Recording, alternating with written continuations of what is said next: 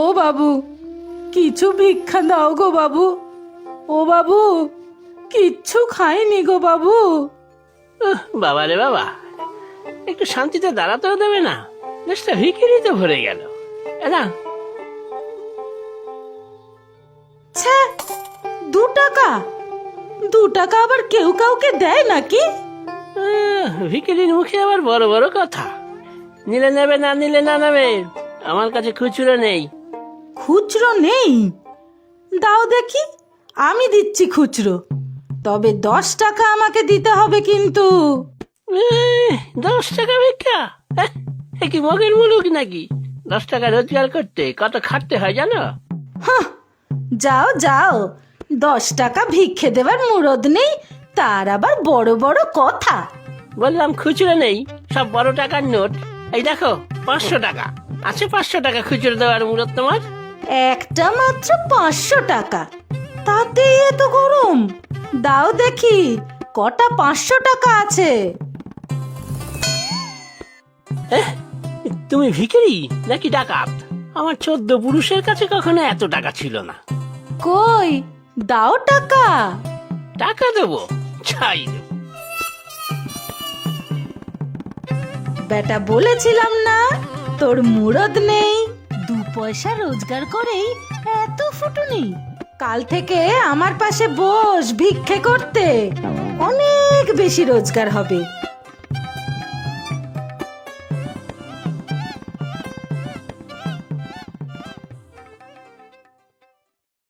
হতচ্ছাড়া একটা, আমার বউনিটাকেই খারাপ করে দিলে গো।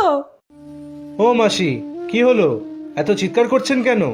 দেখো না মাস্টার বাবু, কি সব আজে বাজে লোক এখানে এসে জুটেছে। আগে মানুষজন কত লক্ষ্মী ছিল। তুমি তো মাস্টার মশাই, কিছু করো তো দেখি। ও মাসি, আমি মাস্টার মশাই নই। তোমাকে তো আগেও বলেছি, আমি এই স্টেশনের স্টেশন মাস্টার, বুঝেছো? ওসব একই হলো। আমি মুখ্য সূক্ষ্ম মানুষ, অত কি বুঝি গো। তবে ভারী লক্ষ্মী মানুষ তুমি বাবা। লক্ষ্মী মানুষ? আচ্ছা শোনো মাসি, তোমার জন্য একটা খারাপ খবর আছে। এখানে একটা হাই লেভেলের ইন্সপেকশন আছে। কি বলছো গো? কিছুই তো বুঝলাম না। আরে, উপরের বড় কর্তারা আসবেন, পুরো স্টেশন সুন্দর করে হবে, অনেক সুযোগ সুবিধা বাড়বে এখানে। সে ভালো। তুমি বাপু আসার পর থেকে কত ভালো ভালো কাজ করছো। আগে তো সব ভূতের মতো ভাঙাচোরা আর অন্ধকার হয়ে থাকতো গো। কিন্তু মাসি, এরপর থেকে প্ল্যাটফর্মে বসে তোমার আর ভিক্ষা করা যাবে না। ওই ঝুপড়িগুলো সব সরে যাবে। উপর থেকে অর্ডার এসছে, মানে আদেশ এসছে, বুঝেছো? আমি ভিক্ষা করব না এখানে? কত বছর ধরে এটাই তো আমার ঘর বাড়ি গো। আমি কোথায় যাব? সেটা তো আমিও ভাবছি, কিন্তু যাত্রীদের সুবিধার জন্যে প্ল্যাটফর্ম তো খালি করতেই হবে, বুঝেছো? আমি এখান থেকে কোথাও যাব না, মরে গেলেও যাব না। হ্যাঁ, আমি দেখছি। ওর ফটো তুলে আশেপাশে থানায় জানাচ্ছি। দেখি কেউ যদি মিসিং ডায়েরি করে রাখে। কে দেখেছিল ওকে প্রথমে? আগে স্যার আমি। তুমি তো চা বিক্রি করো, তাই তো? হ্যাঁ হ্যাঁ স্যার, স্টেশনের পাশেই চায়ের গুমটি। তা পেলে কোথায় ওকে? ট্রেন থেকে নামিয়ে নাওনি তো? না না স্যার, কি বলছেন? হ্যাঁ বড়বাবু, বিবেক ভালো ছেলে, আমি চিনি ওকে। ওর কোনো অসৎ উদ্দেশ্য ছিল না। কিছুই বলা যায় না তড়িৎবাবু, কম তো আর দেখলাম না। কত লোক সব মুখোশ পরে ঘুরে বেড়াচ্ছে। আচ্ছা, আপনি তো স্টেশন মাস্টার, বলুন না, কম অপরাধ হচ্ছে এই স্টেশন লাগোয়া অঞ্চলে? তা হবেই। আসলে স্টেশন মানেই কত জায়গা থেকে কত লোক রোজ আসছে যাচ্ছে, তার মধ্যে কার কি মতলব থাকে। তবে আমি নিশ্চিত বলতে পারি, এই বিবেকের কোনো খারাপ উদ্দেশ্য ছিল না। হ্যাঁ স্যার, এই মায়ের দ্বীপই বলছি। এই খোকা, কি নাম তোর? ওর নাম ধলু স্যার, এটাই শুধু বলেছে, আর কিছুই তো বলছে না। বেলাও কতবার কত কিছু জিজ্ঞাসা করেছে। বেলাকে? আগে স্যার আমার বউ। বেলা খুব যত্ন করেছে ধলু। দেখুন না, নাইয়ে খাইয়ে দিয়েছে। এই নতুন জামাটাও মানে। থানায় আগেই নিয়ে আসনি কেন? সে আমারই দোষ। আমি ভাবলাম তাকে পাশের স্টেশনে অ্যানাউন্স করিয়ে দিই। বেশিরভাগ সময় ট্রেনে বাচ্চা হারিয়ে গেলে বাবা মা এসে নিয়ে যায়। সেটা ঠিক আছে, বাচ্চাটা এখন কোথায় আছে? আমার কাছে স্যার। বেলা খুব ভালোবেসে ফেলেছে ওকে, একদম নিজের মায়ের মতো। নিজের তো বাচ্চা কাচ্চা নেই। না না না না, এইভাবে হারিয়ে যাওয়া বাচ্চাকে কারো বাড়িতে রাখা যায় না, হোমে দিতে হয়। এইটুকু বাচ্চাকে হোমে?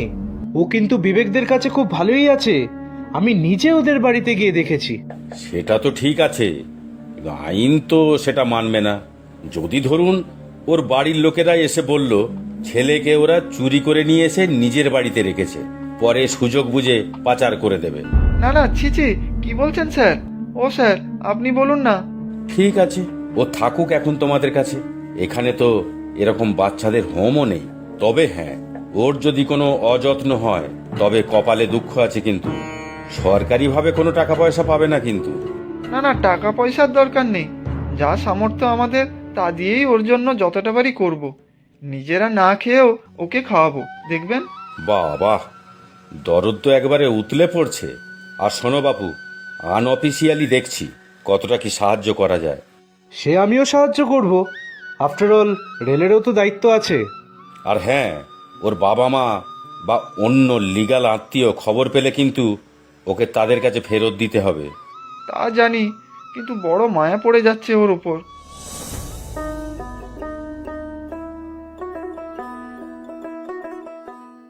সারা রাজ্য তো খুঁজে বেড়াচ্ছি, আর এই চাঁদু তো দেখছি এখানে। হ্যাঁ, একটু কাজে বেরিয়েছি। আপনি তো বেশ হাওয়া খেয়ে বেড়াচ্ছে, আর আমাদের হাওয়া টাইট। আমাদের কাজটা কবে হবে? আমি চেষ্টা করছি তো। আজকাল কি আর চোটপাট দেখিয়ে ভাড়াটে তোলা যায়? কত আইন কানুন হয়েছে এখন। আরে ওসব আইন কানুন আপনাদের মতো ভদ্রলোকেদের জন্য। এই দেখুন, আমরা ভদ্রলোক না, আমাদের জন্য কোনো আইন নেই। যা করি সেটাই এখানকার আইন। হ্যাঁ, দাদাই শেষ কথা। তা হবে হয়তো। প্রথম কিস্তির টাকাটা তো দিয়েই দিয়েছি। এখন বাড়িটা ভাঙতে না পারলে কথার খেলাফ হয়ে যাবে। 2 ঘর ভাড়াটিয়া তুলতেই যত ঝামেলা। ঝামেলা? ভাড়াটিয়া তুলতে? কিরে রানা, বলে কি? দেশে কি চলছে বলতো? ভাড়াটিয়া নাকি উঠবে না? চাঁদু, ও সব ফালতু কথা।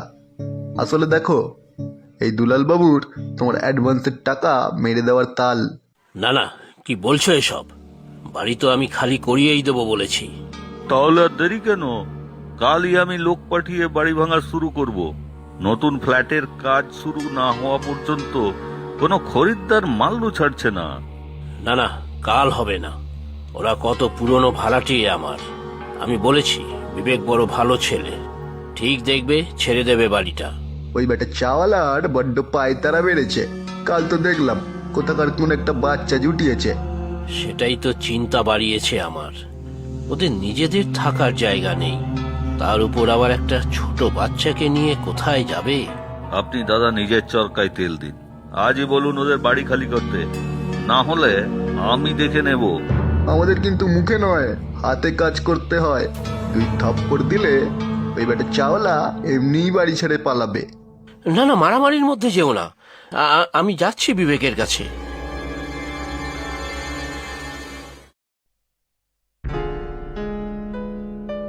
জানতাম সময় মতো ঠিক আসবেন।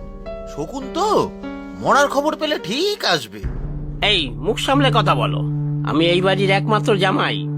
দিদি মরে গেল, তার আর জামাই কই? কোনোদিন তো কোনো খোঁজ খবর নিতে দেখিনি।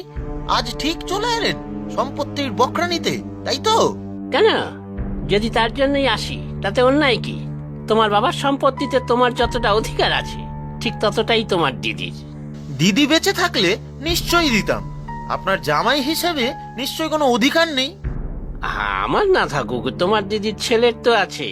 আমাদের সন্তুর তো প্রাপ্য তার দাদুর সম্পত্তি। আপনার লজ্জা শরম কিচ্ছু নেই, তাই তো? দিদি মারা যাওয়ার পর আবার বিয়ে করেছেন, ছেলেটাকে তো বোর্ডিং স্কুলে দিয়ে দিলেন। এখন আবার তার জন্য দরদ উতলে উঠছে। সন্তুকে সম্পত্তির ভাগ দিতে তুমি বাধ্য, না হলে আমিও দেখে নেব।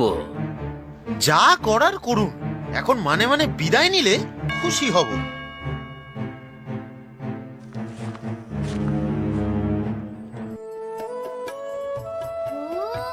ধলু, তুই কখনো আমাকে ছেড়ে চলে যাবি না তো? আমি কিন্তু তোর শোকে মরেই যাব। বেলা, পিক্কু দে, পিক্কু দে। না, এখন আর বিস্কুট না, চল তোকে খাইয়ে দিচ্ছি। আজ ডিমের ঝোল বানিয়েছি, ঝাল দেইনি, দেখবি কত ভালো লাগবে খেতে। বেলা, ডিম খাবো।